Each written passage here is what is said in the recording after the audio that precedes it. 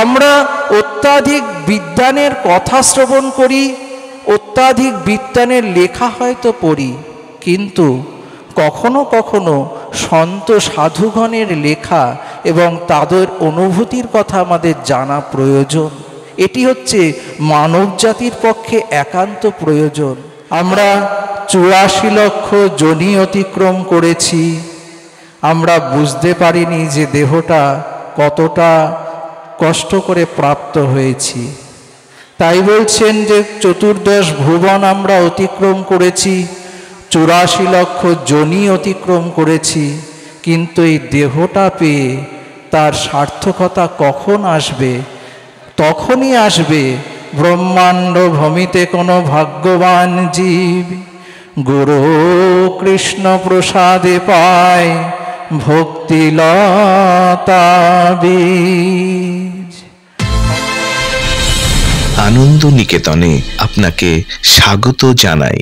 ভিডিওটি ভালো লাগলে ভিডিওটিতে একটি লাইক, কমেন্ট ও শেয়ার করবেন এবং সাবস্ক্রাইব করে পাশে থাকবেন।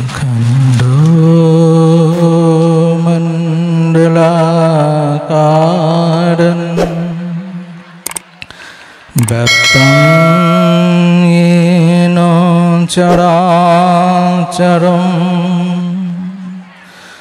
তৎপদং দর্শিতং येन তস্मै শ্রী গুরবে নমঃ। বাঞ্ছাকল্পতরুভ্যশ্চ কৃপা সিন্ধুভ্যেব চ পতিতানাং পাবনেভ্যো বৈষ্ণবেভ্যো নমো নমঃ। নারায়ণং নমস্কৃত্য নরং চৈব নরোত্তমং দেবীং সরস্বতীং ব্যাসং ততো জয়মুদীরয়ে।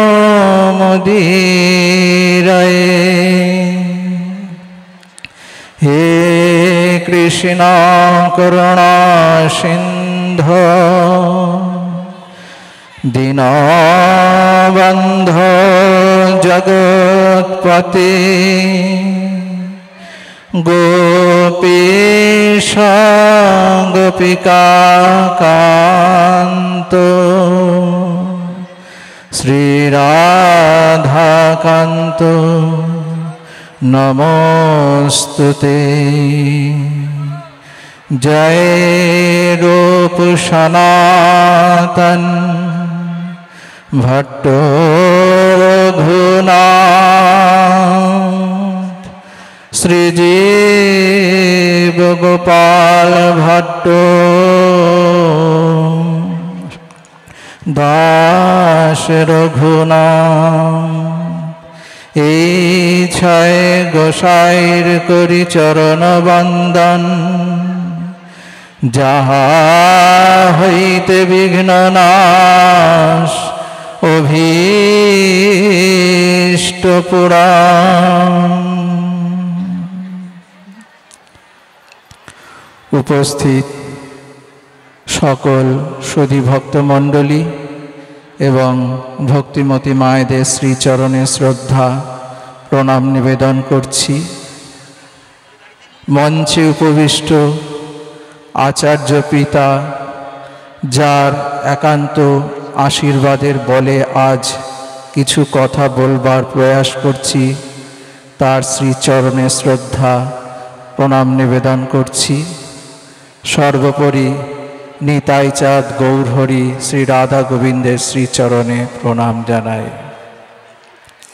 এতক্ষণ আপনারা যে গৌরলীলা শ্রবণ করছিলেন, গৌরের সেবার কথা শ্রবণ করছিলেন, কিন্তু গৌরের যে সেবা, মহাপ্রভুর সেবা আমরা কিভাবে করব? আজ এই যে ফাল্গুন মাস, এই ফাল্গুন মাসেই একটি ঘটনা ঘটেছিল। কি না, চৈতন্য চরিতামৃতের মধ্যে বলেছেন, ব্রহ্মাণ্ড ভূমিতে কোনো ভাগ্যবান জীব গুরু কৃষ্ণ প্রসাদে পায় ভক্তিলতা বীজ। আমাদের এই দুর্লভ মানব দেহ আমরা পেয়েছি। আমরা 84 লক্ষ যোনি অতিক্রম করেছি। আমরা বুঝতে পারিনি যে দেহটা কতটা কষ্ট করে প্রাপ্ত হয়েছি।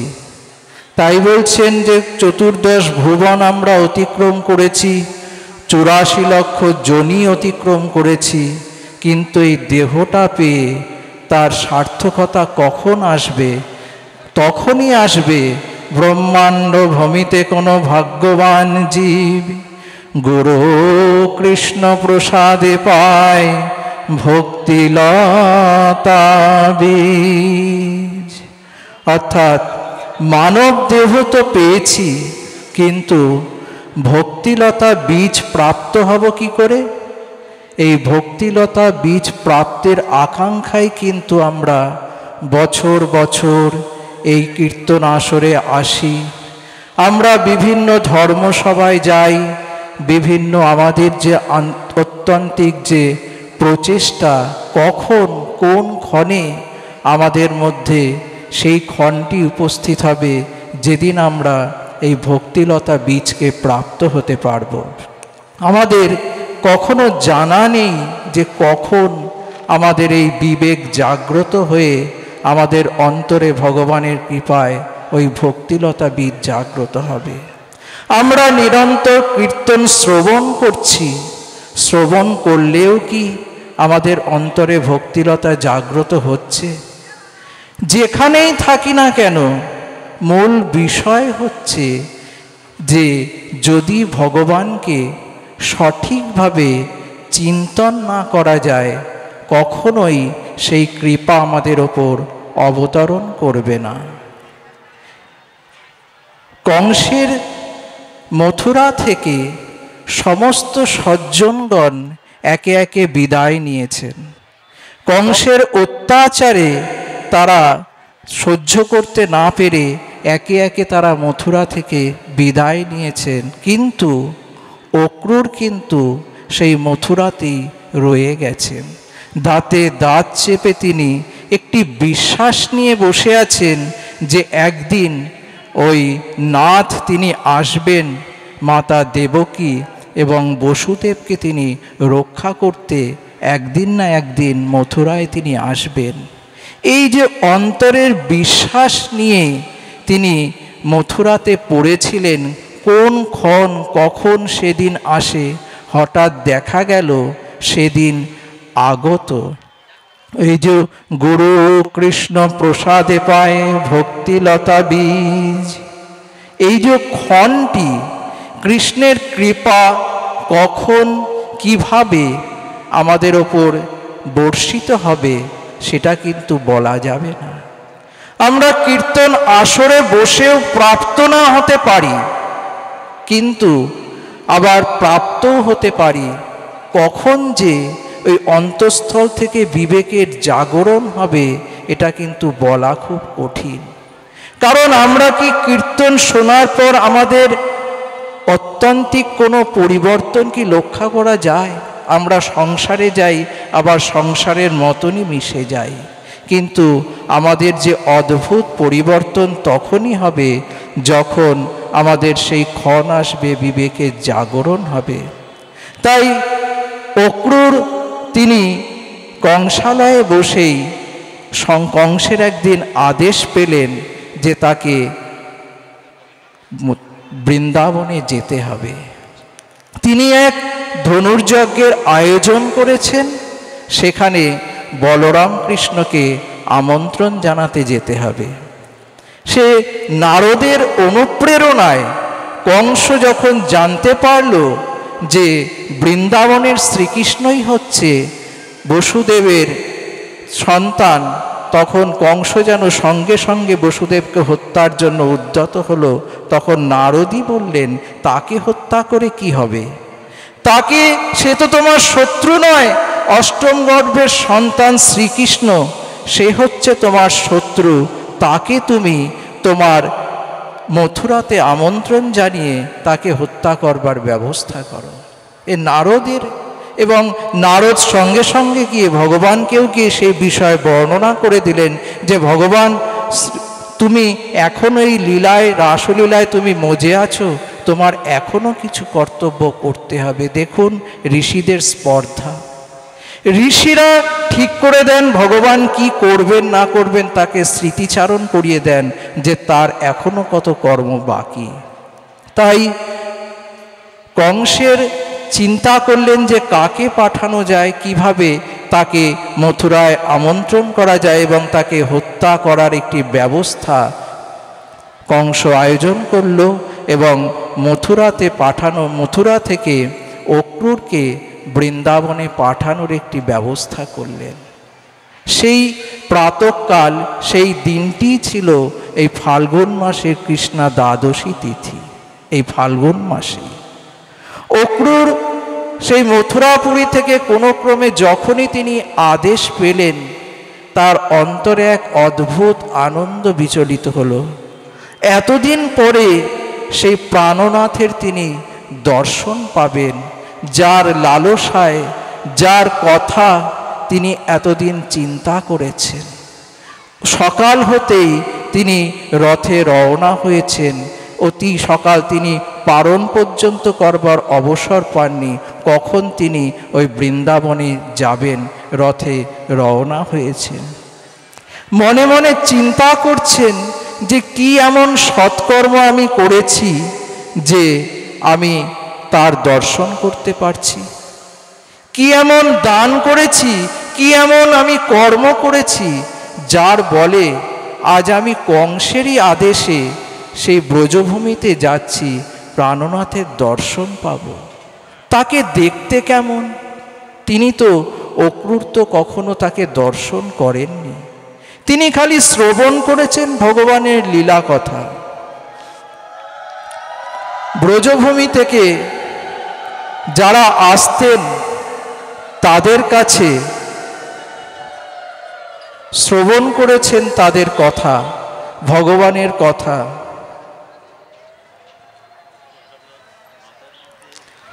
কখনো তাকে দর্শন করেন। চিন্তা করছেন তাকে কেমন দেখতে হবে, তিনিই বা আমায় কি বলে ডাকবেন, মামা বলবেন না কি বলবেন? কত শুনেছেন ভগবানের কথা। গোপীগণ যারা ব্রজপুরী থেকে আসতেন তাদের কাছে শ্রবণ করেছেন। কি শ্রবণ করেছেন? তিনি রূপের কথা চিন্তা করছেন যে তার কত সুন্দর রূপ, কত তার কথা শুনেছেন। দীন পরীক্ষায় নীলকুন্তলই বনরুহানানং বিভ্রদামৃতম। বলছেন যে তার নীল কেশরাশি যখন সে গোধূলিতে ধুলি মাখা হয়ে ফিরে আসে, ব্রজগোপীদের সেই কথা তারা শ্রবণ করেছেন। তাদের ভগবানের অত্যন্ত সে অচিন্ত রূপের কথা তিনি শ্রবণ করছেন। এই জন্যে যে স্বামীজি একটি কথা বলেছিলেন যে আমরা অত্যাধিক বিদ্বানের কথা শ্রবণ করি, অত্যাধিক বিদ্বানের লেখা হয়তো পড়ি, কিন্তু কখনো কখনো সন্ত সাধুগণের লেখা এবং তাদের অনুভূতির কথা আমাদের জানা প্রয়োজন। এটি হচ্ছে মানব জাতির পক্ষে একান্ত প্রয়োজন। কারণ অক্রূর কিন্তু ভগবানকে দেখেননি, তার কথা শ্রবণ করেই কিন্তু তার মধ্যেই প্রেমের সঞ্চার হয়েছে। তাকে দেখবার যে আকুলতা, তাকে দর্শন করবার, তাকে পাবার যে ব্যাকুলতা, সে কিন্তু ওই শ্রবণ করেই। তাই আমরা যদি মহাজনের কাছে গিয়ে তার কথা শ্রবণ না করি, তাকে না জানি, তার লীলা কথা যদি আস্বাদন না করি, কখনোই কিন্তু আমাদেরও অন্তরে জাগ্রত হবে না তাকে পাবার, তাকে প্রাণের উৎকণ্ঠা কখনোই জাগ্রত হবে না কখন আমি তাকে পাবো। এই শ্রবণ করতে করতে করতে করতে যখন মনের মধ্যে তার একটি রূপের, তার ভালোবাসার একটি জাগরণ হবে, তখনই বুঝতে পারবেন এই যে কৃষ্ণ কৃপা আমাদের অন্তরে। আমরা তো কীর্তন আসরে আসি, আবার বাড়িতে গেলেই ভুলে যাই, কিন্তু যদি হৃদয়স্থলে একটি আকুতি জন্ম নেয় যে কোথায় তাকে গেলে পাবো, তাকে কি সত্যি পেয়েছি, এই মানুষ জন্ম তো পেয়েছি, কিন্তু তাকে পাবার মতন ব্যাকুলতা কি অন্তরে জন্মেছে? আমি যদি ব্যাকুলতা আসে, আমি যেখানেই থাকি না কেন তার কৃপা বর্ষিত হবে। কারণ তিনি গীতাতে বলেছেন, অনন্যাস চিন্তায়ন্ত মাংজে জানা পর্যুপাসতে তেষাং নিত্যাভিযুক্তানাং যোগক্ষেমং ব্রহাম্যহম। যিনি অনন্য চিত্তে আমাকে স্মরণ করে, তার যেটি প্রাপ্যব্য বস্তু আমি তাকে পাইয়ে দিই। আমাদের কি প্রয়োজন তা আমরা জানি না, আমরা সংসারকে প্রয়োজন বোধ করে সংসারের যাবতীয় সুখ কামনা আমরা তার কাছে করি, কিন্তু আমাদের সত্য প্রয়োজন কি আমরা জানি? তাই ভগবান কিন্তু চাইতে বলছেন না, তিনি বলছেন অনন্যাস চিন্তায়ন্ত মাঙ্গে জানা পর্যুপাসতে, যে আমাকে অনন্য চিত্তে চিন্তা করবে, তার কি প্রয়োজন সেটা আমি তাকে পাইয়ে দিই। তাই অক্রূর চিন্তা করছেন তিনি সর্বত্র তাকে পাবেন, তার কথা শ্রবণ করে তার মধ্যে যে একটি প্রেমের সঞ্চার হয়েছিল, আজ দেখুন কংসালয়ে বসেই কিন্তু তিনি আদেশ পেলেন ব্রজভূমিতে প্রবেশ করবার। তাই কখন যে ক্ষণ চলে আসে এটা কিন্তু বলা যাবে না। তাই অক্রূর চলেছেন রথে করে, তিনি আমরাও কিন্তু আমাদের এই দেহরথে করে জীবাত্মা চলেছেন। দেহটি উপনিষদে দেহকে রথ বলে অভিহিত করেছেন, আমরা দেহরথে করে জীবাত্মা কিন্তু চলেছে। তিনি অতি চিন্তয়ন কৃষ্ণং, তিনি কৃষ্ণের কথা চিন্তা করতে করতে তিনি রথে গমন করছেন, এবং গমন করতে করতে তিনি ব্রজভূমিতে পৌঁছলেন, তখন সন্ধেবেলা হয়ে গেল। চিন্তাই হচ্ছে আমাদের মুখ্য সম্পদ। আমরা সাধনা করি, জপ করি, কীর্তন করি, আমরা অনেক সময় মালা জপ করি অন্য কথা চিন্তা করতে করতে। ইতিজন চিন্তয়ন কৃষ্ণং সফলকোত্তনয়ধ্বনি, কি বলছেন?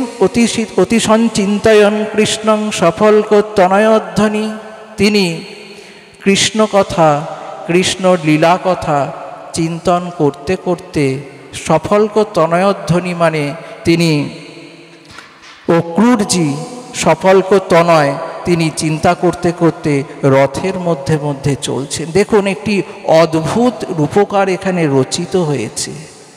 চিন্তা কি করে করব, এবং চিন্তাই হচ্ছে কিন্তু মূল সাধনা। অক্রূর চিন্তা করছেন রথে যেতে যেতে। রথ হচ্ছে আমাদের দেহ মধ্যে থেকে থেকেই, দেহ সংসারে থাকতে থাকতেই কিন্তু তাকে চিন্তা করতে হবে। তাকে চিন্তাই হচ্ছে আমাদের মূল ধন, চিন্তা হচ্ছে সাধনার প্রাণ। কারণ ব্রজগোপীগণ যখন তারা সংসারে ছিলেন, তারা কারো পত্নী, কারো ভগ্নী, কারো কন্যা, তারা সংসারে থেকেই কিন্তু সর্বদা সংসারের সমস্ত কর্ম করতে করতেই কিন্তু ভগবানের কথা চিন্তন করতেন, তাদের প্রাণনাথের কথা চিন্তন করতেন। এই চিন্তাই হচ্ছে, যেমন আমাদের মধ্যে একটি মিছরির টুকরো দিয়ে যেমন আমরা কাজ করতে থাকি, আমাদের অজান্তেই যখন মিছরির টুকরোটি আস্তে আস্তে আস্তে আমাদের মুখের মধ্যে গলে যায়, ঠিক তেমনই কিন্তু কৃষ্ণ কথা শ্রবণ করতে করতে, চিন্তন করতে করতে আমরা যদি সমস্ত কার্য করতে পারি, একদিন কিন্তু এই দেহটি কৃষ্ণ প্রাপ্ত সমর্থ হবে। তিনি অর্জুনকেও তো একই কথা বলছেন ভক্তিযোগে, ময়ি এব মনো আদর্শ ময়ি বুদ্ধি নিবেশয় নিবশ্যসি ময়ি এব অতূর্ধ্বং ন সংশয়। অর্জুনকে কিন্তু একই কথা বলছেন যে ময়ি এব, আমাকে অর্জুন তুমি আমাকে মনটি দাও, আমাকে বুদ্ধিটি দাও, আমাকে মন এবং বুদ্ধির মাঝখানে রেখে তুমি চলো। মনটি কি করে দেব, বুদ্ধিটাই বা কি করে দেব? না, আমাদের যত কিছু বিদ্যা অর্জন করি, যত কিছু কাজকর্ম করি, বুদ্ধি দ্বারা যা যা কিছু করি, সবই যেন তাকে প্রাপ্তির উদ্দেশ্য হয়। আর মন দিয়ে যা যা ভাবনা করি, সবই যেন তার রূপ চিন্তন হয়। ভাবনাটা যেন, মনটা যেন তারই চরণে সমর্পিত হয়। তাই বলছেন অর্জুন, তুমি মন এবং বুদ্ধিটি যদি তুমি দিয়ে চলতে পারো এ সংসারে, তবে তুমি আমাকেই প্রাপ্ত হবে। তাই অক্রূর কিন্তু মনে মনে চিন্তা করতে করতে যখন শ্রীকৃষ্ণকে যখন চিন্তা করছেন, কেমন তাকে দেখব, কেমন তাকে পাব, এই চিন্তা করতে করতে জীবনের যখন অন্তিম লগ্ন আসবে, সন্ধ্যাবেলায় গোকুলে গিয়ে প্রাপ্ত হবে। আমরাও যদি এই দেহরথে থেকে তাকে চিন্তা করতে করতে জীবনটি অতিবাহিত করি, আমাদের জীবন অবসানের পূর্বেই কিন্তু আমরা তাকে অনুভব করতে পারব। তখনই আমাদের জীবনটি সার্থক হবে।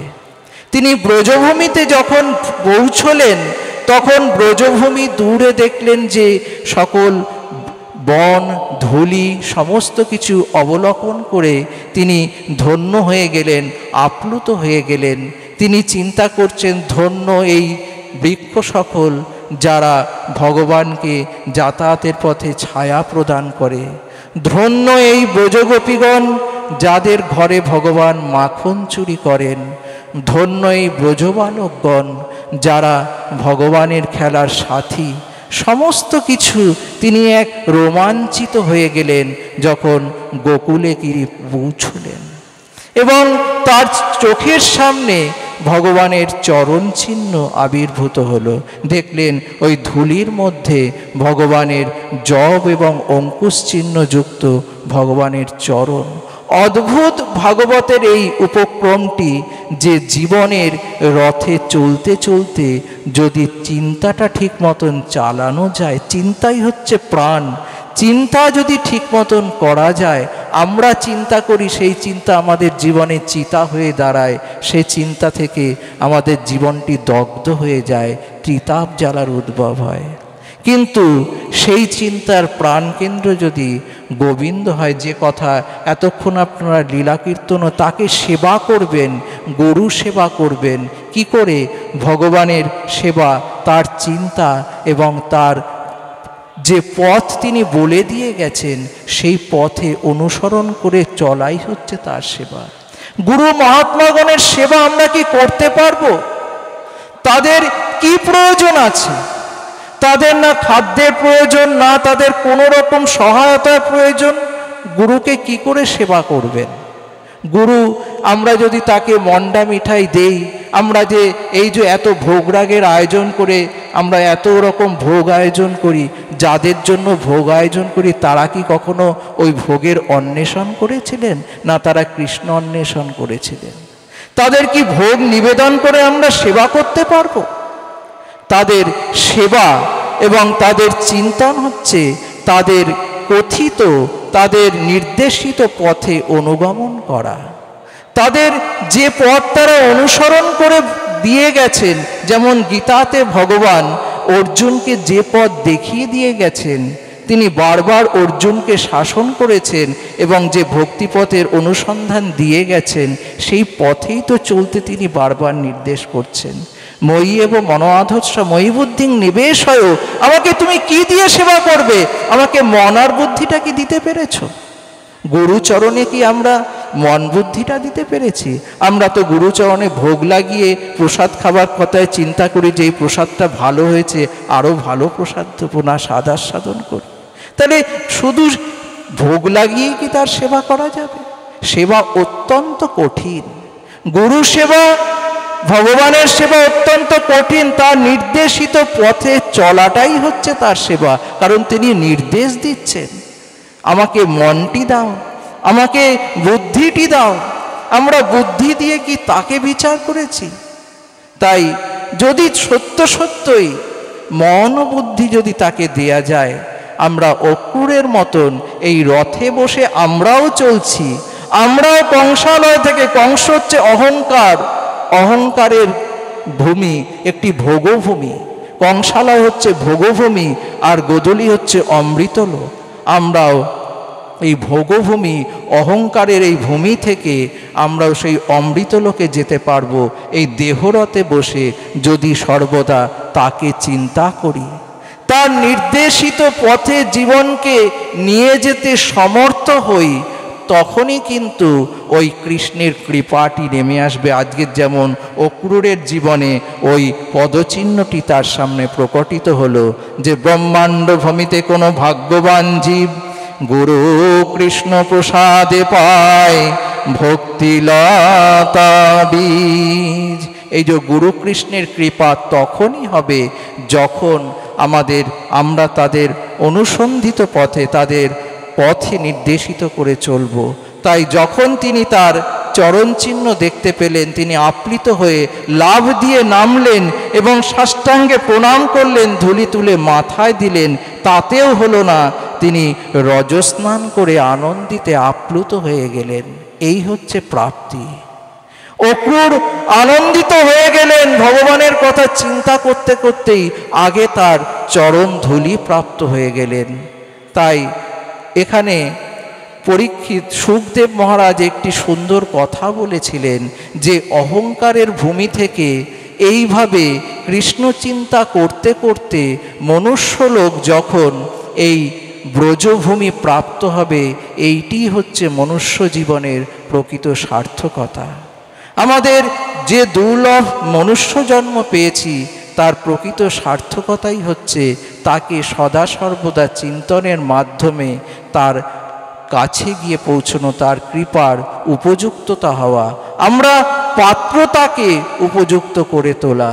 তাই অক্রূর এই ফাল্গুন মাসে কৃষ্ণ দ্বাদশী তিথিতে কৃষ্ণের রজভূমিতে আপ্লুত হয়েছিল। আমরাও যেন সেই ভগবানের রজতে নিজেদেরকে লুণ্ঠিত করতে পারি, নিজেরাও যেন সেই রজভূমিকে নিজেদেরকে নিয়োজিত করতে পারি, ভগবানের কৃপা প্রাপ্ত হতে পারি, সেই আশা রেখেই আপনারা অপেক্ষা করে আছেন আচার্য পিতার কণ্ঠ থেকে সেই প্রেমময়ের কথা শুনবেন, পরম তত্ত্ব কথা শুনবেন, আনন্দময়ের কথা শুনবেন। যে কথা আমাদেরকে প্রকৃত আনন্দ প্রদান করতে পারে, যার চিন্তা আমাদেরকে অমৃতলোকে নিয়ে যেতে পারে, সেই অমৃতলোকে যাবার পথ এবং যার চিন্তন, তার কথাই আমরা শ্রবণ করব। সকলে শ্রীচরণে শ্রদ্ধা এবং প্রণাম নিবেদন করি। ওং পূর্ণমদঃ পূর্ণমিদং পূর্ণাৎ পূর্ণমুদচ্যতে পূর্ণস্য পূর্ণমাদায় পূর্ণমেবাবশিষ্যতে। হরি ওম তৎসৎ, হরি ওম তৎসৎ, হরি ওম তৎসৎ। হরে কৃষ্ণ হরে কৃষ্ণ কৃষ্ণ কৃষ্ণ হরে হরে, হরে রাম রাম রাম হরে হরে। হরে কৃষ্ণ কৃষ্ণ কৃষ্ণ হরে হরে, হরে রাম রাম রাম হরে হরে।